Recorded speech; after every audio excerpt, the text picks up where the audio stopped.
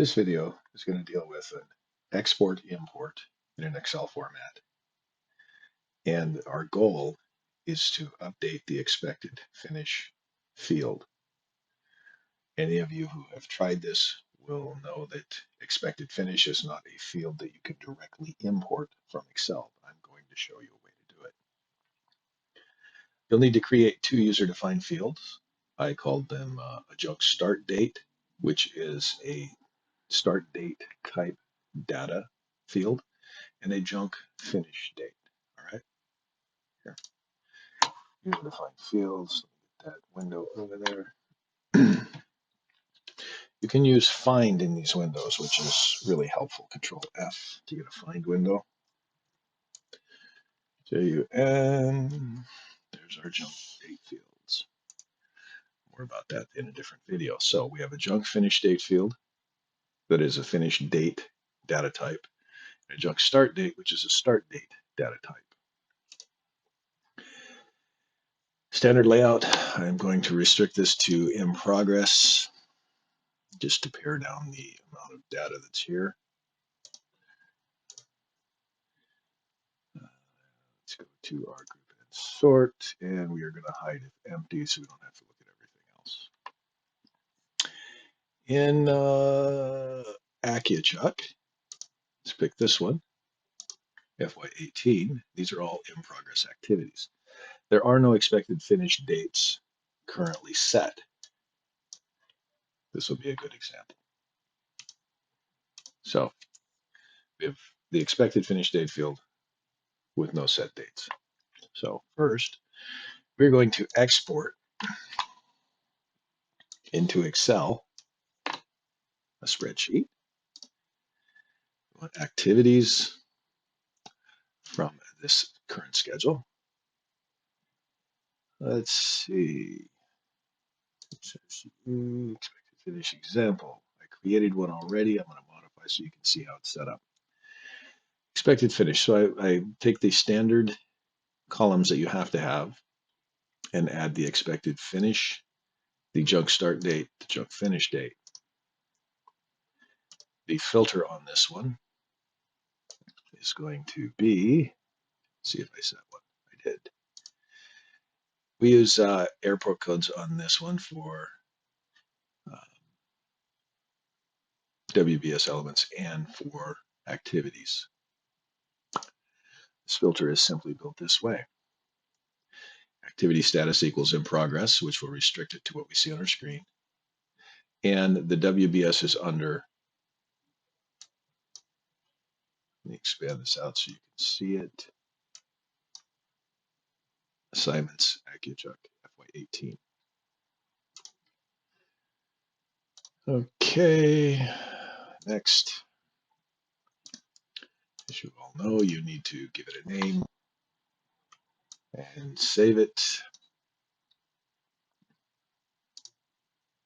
I'm going to overwrite one that I have previously done. Finish. The export was successful, tells us that it is done.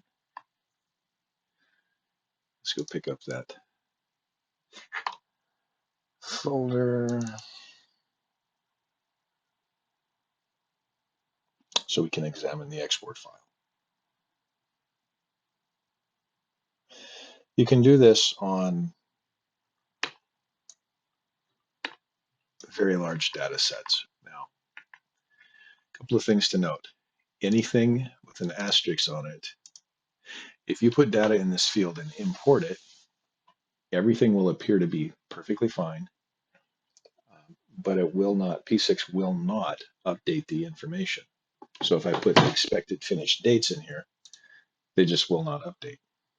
So let's do our first thing in Excel. I'm going to format these cells just to clean up the date, just to be a date. Now my expected finish, I cannot import into that, so I'm going to take my finish date field and let's do this with a formula. You can put actual dates in there, but we'll do it with a formula. So equals this, let's do minus 30 days.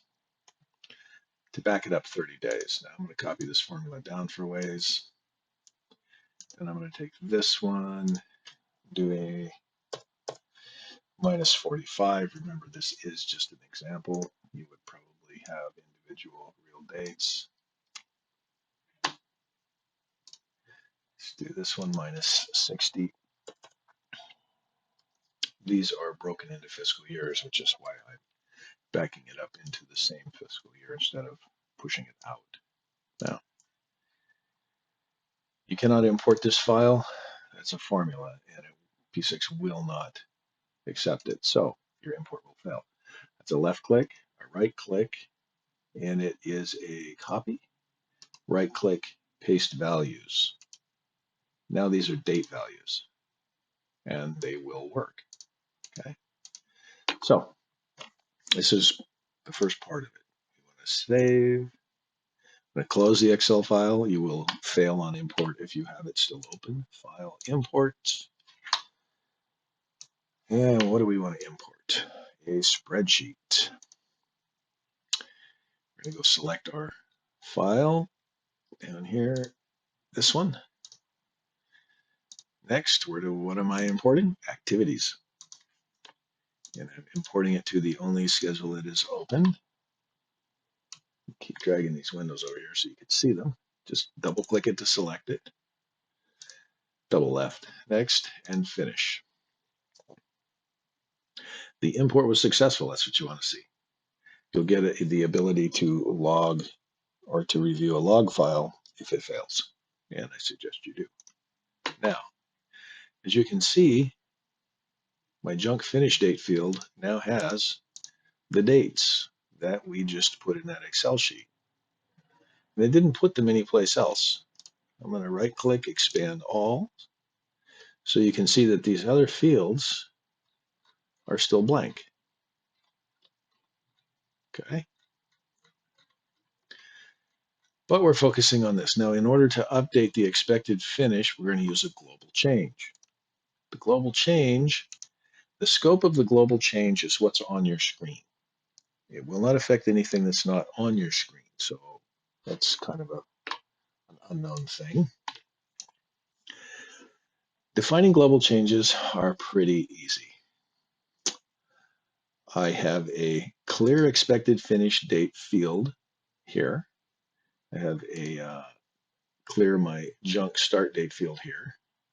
Before you do this, when you're doing it all the time, you need a routine that clears both of your junk date fields so that you don't have data that's wrong.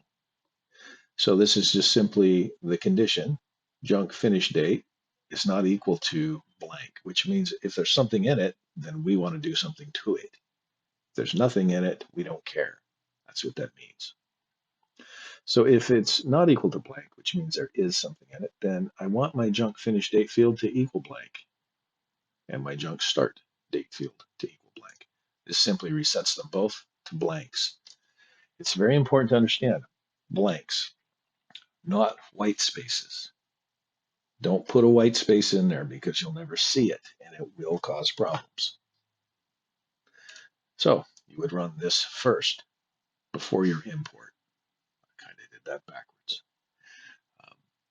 To clear out your junk date fields, then you know the data that you've imported is all that you want. So what do we have here? Junk finish to expected finish. Let's examine this change. So where the junk finish date is not equal to blank, again, we're saying it has something in it. Okay, so where the junk date field has something in it, then I want my expected finish date field to equal the junk date field. Okay, so let's apply this change. We're going to get a chance to review it.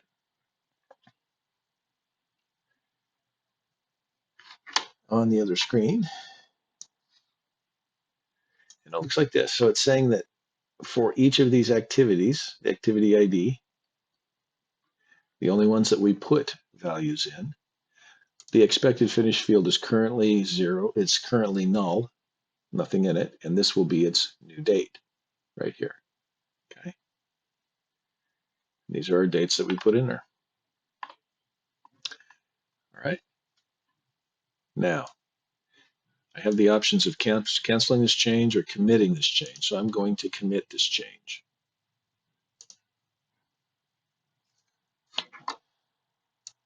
We have another question. Would you like to save the log file? If you're doing a really big change that you're unsure of and you're actually working in your live file, not a copy, save your log file. It can help you fix a problem you create. In this case, I told it no. Close the global change window. Now you can see my expected finish date field is populated with all of my expected finish dates. Now, if you have multiple people working in a schedule or it's just yourself, either way, it's good practice to go back to your global change and clean out your junk date fields. You should do that before you import a new set of changes, and you should do it after to make sure that they're clean. You do it both times because you don't know that you remember to do it the first time, or someone else working in there may have used it and not cleaned it out. So clear your junk start and finish dates. So apply the change. You always get this cryptic message that, oh, we can't undo it. We don't care. Yes, you can. You can undo things. Do you wish to proceed? Yes. We're going to get another report that's going to show us the from and to, just like we did the first time. The activities by ID, start and finish, old value, new value, old value, new value. Even though I didn't do anything with the start date field, a blank is the old value, blank is the new value. It's not going to hurt anything to just leave it in there. So commit the change. Again, would you like to save the log file? No.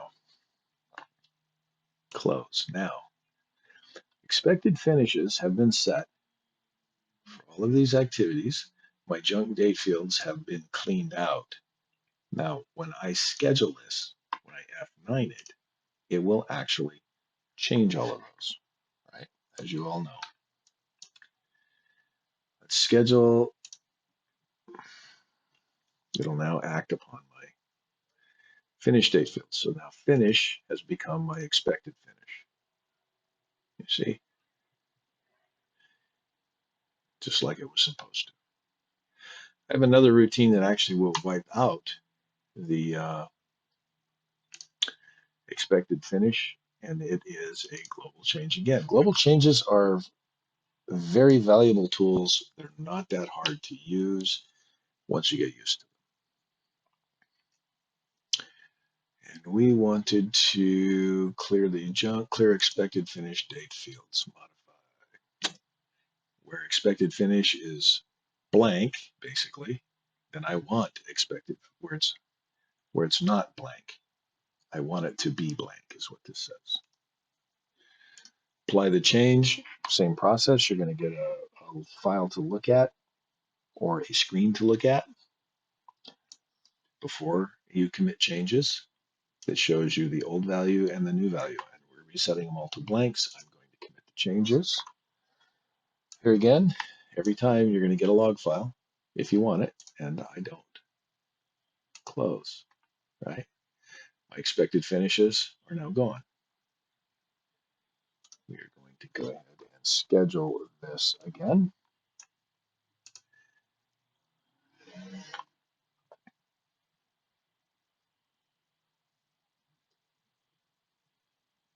There. Now, no expected finishes. You can see that it kept the actual finish dates that were there. Um, you'll find that global change can be a really great benefit to your scheduling in that it will allow you to affect large data sets quickly. Hope you've enjoyed this video.